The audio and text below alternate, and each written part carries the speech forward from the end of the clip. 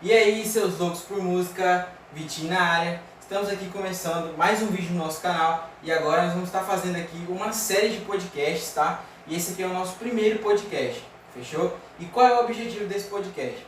É ajudar você que tem vontade de ser músico, que tem vontade de tocar bateria, guitarra, teclado, ou seja lá o instrumento que você tem vontade, tá?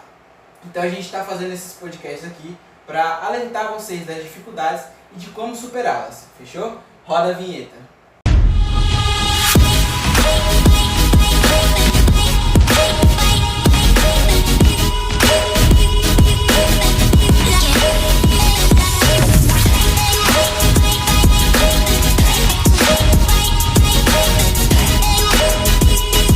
E agora estamos aqui com o nosso convidado mais que especial, o Robert. E aí, Robert, beleza? Então, tudo bom? Esse aqui é baterista, cara. Pensa num baterista top aqui da nossa cidade. E aí nós vamos estar fazendo uma entrevista com ele aqui. Robert, fala um pouco de você pra nós aí. Como você começou nessa carreira musical, a ser baterista. De onde surgiu o seu interesse por ser baterista? Certo. Pessoal, tudo bem? Eu sou o Robert, como o Vitor disse. Eu toco bateria e o meu ingresso na música, o Vitor, como que começou e tudo mais, eu comecei a tocar bateria, a fazer aula com 12 anos de idade. E no começo, assim, o que despertou essa vontade em mim foi porque quando a gente é novo e tal, a gente sempre quer desenvolver alguma habilidade e tudo mais. E como eu era da igreja já nessa idade, eu via o pessoal lá da música, o pessoal que tocava instrumento, eu achava muito legal aquilo, né? Bateria, né? Conhecia nenhum instrumento, então eu via a bateria como um instrumento assim, que mais me chamava a atenção. E eu olhava o baterista e falava assim, cara, um dia eu quero estar lá em cima, eu quero tocar bateria também, eu achava muito massa e tal. E foi assim que despertou essa vontade em mim, ali para os meus 11 anos, ali na adolescência, né? Beleza, interessante. Então quando você começou, você fazia aulas, você ia para outro lugar ou era aqui mesmo? Então, foi assim, na verdade, quando eu tive esse interesse pela música, aqui era muito difícil assim de ter alguém que dava aula, né? Não tinha uma escola aqui na minha cidade e tal. E aí, no início eu fui atrás, né? O meu pai sempre me incentivando, eu compartilhei isso com ele, que eu queria aprender algum instrumento e a bateria em si, né? Tanto que em casa, o pessoal que é baterista, que está vendo esse vídeo ou que passou por isso vai se identificar. Eu tinha mania de pegar as panelas lá da minha casa, né, da minha mãe, e eu ficava batendo nelas, fazendo ali alguns ritmos que eu nem sabia o que era só um batuque sem nada, né, tipo. Aí ele viu aquilo e aí eu falei, pai, eu quero aprender a tocar bateria. E aí ele foi atrás, me auxiliou, na época eu era muito novo, me ajudou. E aí nós achamos um rapaz que dava aula numa igreja aqui na minha cidade, só que ele não tinha vaga para bateria. E aí aquilo me frustrou muito, porque eu queria bateria, eu não queria outro instrumento. Já o meu pai, ele queria muito que eu aprendesse a tocar violão. Ele achava muito bonito, achava muito legal e tal. E aí não tinha vaga para batera. E aí o cara que dava aula falou assim, não, mas é bom, Robert, você já ter... você ingressar de alguma forma, ter uma familiaridade ali com a música em si, né? Influencia bastante. Ajuda, né? E realmente eu fui nessa onda. Daí comecei a fazer aula de violão, só que não estava indo, eu não estava curtindo muito, né? Era o que eu queria. Eu lembro que eu fazia aula ali de violão, eu ficava olhando assim para a bateria, sabe? E naquela época eu não tinha muito acesso a instrumento, então... Cara, minha vontade era sentar na bateria, nem que eu ficasse batendo coisa ali, nada a ver, mas eu queria ter essa sensação, essa experiência. E aí, até que ele foi embora, ele precisou ir embora, e aí eu parei a aula de vez, não estava dando certo. Aí depois de um tempo, que um baterista do Avivamento Bíblico, até o nome dele é Tayá, o apelido dele é Tayá. Bem conhecido. Sim, ele é fera demais, e ele assim mesmo que eu considero o cara que me ensinou, né, nessa primeira etapa da minha carreira aí com a bateria e tal. E foi quando eu iniciei mesmo. Eu fiz aula com ele, né, um período aí de quase 2 anos, se eu não me engano, 1 ano e pouco na verdade. E tive esse contato primeiramente com ele. Depois eu fui para o Centro Cultural Enche Paraná, que é uma escola de música, e lá eu estudei mais um tempo.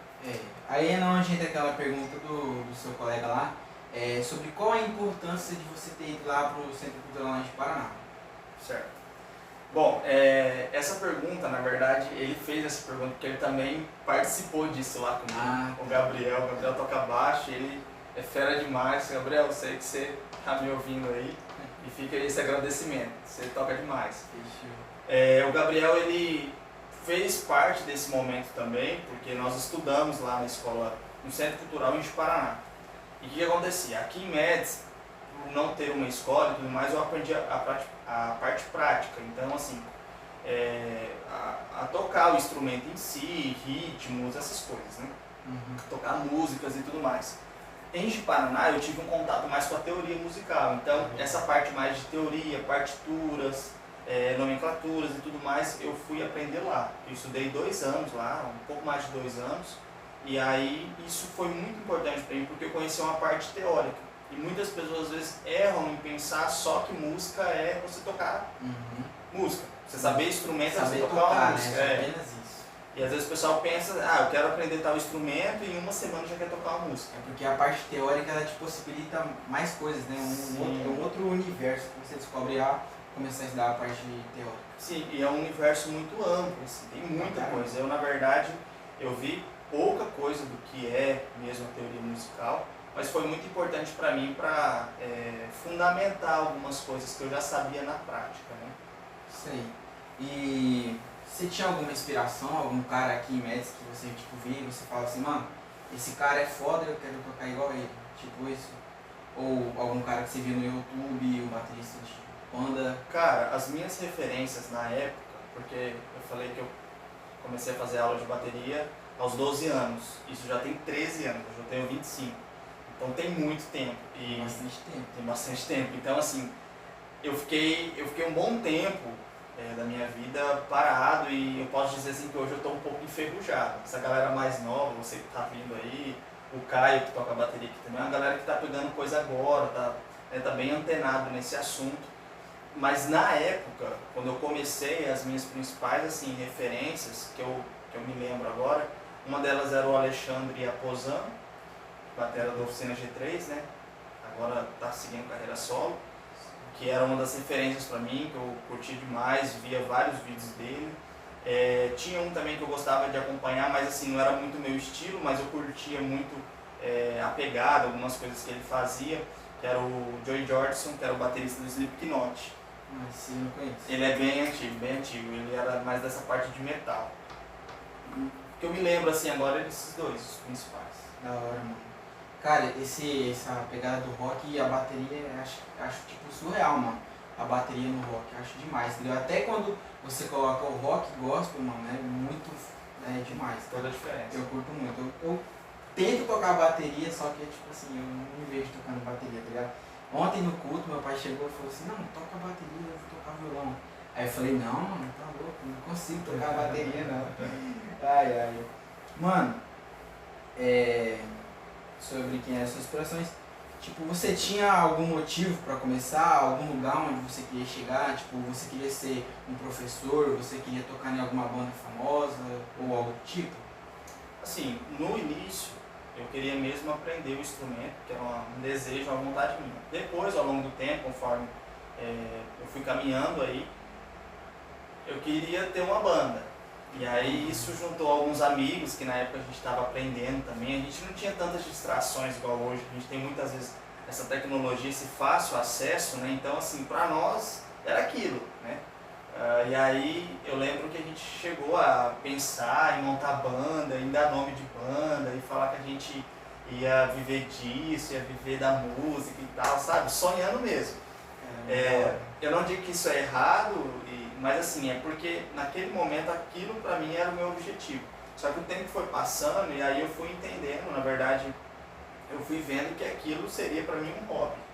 Isso é de acordo com cada um, né? Não é porque você aprende um instrumento que você não vai poder seguir naquele sonho, né? Se você tem um sonho de tocar um instrumento, ter uma banda, vai atrás. Mas com o tempo eu fui vendo que esse não era o meu... Pra você seria só um hobby, né? Seria um hobby, um chamado, por exemplo, eu toco na igreja até hoje, eu não parei totalmente, né? Mas seguir na música para mim não era o meu propósito. Mas foi muito importante e até hoje eu continuo tocando, mesmo enferrujado, não desenvolvendo muito, mas estou. Eu acho interessante essa questão da banda, mano, porque pra mim, quando eu iniciei com uma banda, foi a época que eu mais desenvolvi, cara. A gente, tipo, você tinha que tirar o hino, tipo, 10 hinos em uma semana, então era a época que você mais desenvolvia, cara. Eu desenvolvi demais, então não sei se você foi assim, entendeu? Agora, quando a gente tinha uma banda, né, os meninos aí da rua aí, cara, era demais, mano, e era surreal, porque você tinha que tirar o hino, às vezes ficava 4 horas ensaiando, mano, onde já se viu? Sim. Hoje em dia eu falo, de vez em quando eu vou conversar com ele e falo, mano, não aguento mais isso. Estimula, né, cara? Estimula. Na verdade, sim, isso aí é legal porque a banda, você vai ter outras pessoas ali. Então, Isso. querendo ou não, você tem que se desenvolver para acompanhar. Senão você chega ali na hora, você não sabe a música, você não tirou e o pessoal tá lá na sua frente, você faz parte do grupo. Você faz parte daqui. Né? Não tem 2 bateristas, por exemplo, é pra você. suprir, né? Então você tem que tirar, então estimula muito. Eu lembro que tinha um colega nosso que, mano, ele sempre atrasava a cozinha, cara. Chegava lá e tava olhando o cifra, mano, ele ficava muito bravo com ele, cara. Mas assim, era demais, mano. Foi uma época assim que assim, eu mesmo desenvolvi demais a questão de guitarra e violão, mano. Porque aí eu tirava os hinos na guitarra, entendeu? E ajudava o meu colega no violão, entendeu? Então foi uma época que uniu os dois ali. Eu desenvolvi pra caramba, sem falar na experiência, mano, entendeu? Porque, por exemplo, se você pega essa banda e você vai pra uma outra igreja tocar, mano, você junta uma bagagem, junta uma experiência, entendeu? E falando nisso, você já foi pra algum lugar tocar, algum outro lugar? Já. Então, eu já toquei em Paraná, nessa escola de música que eu estudei lá no Centro Cultural, tinha alguns eventos, recitais e tal. E aí eu já toquei nesses eventos que tinham na época que eu estudava lá. Também já toquei em alguns congressos, eventos da igreja em outras cidades. Então, assim, justamente isso. Você acaba trocando ali experiência, vai acumulando uma bagagem, é bem legal. E questão de timidez, você era novo pra caramba e você não tinha timidez pra tocar? Total. Na verdade, assim, cara, a música ela me ajudou muito nessa questão de desenvolvimento. Verdade.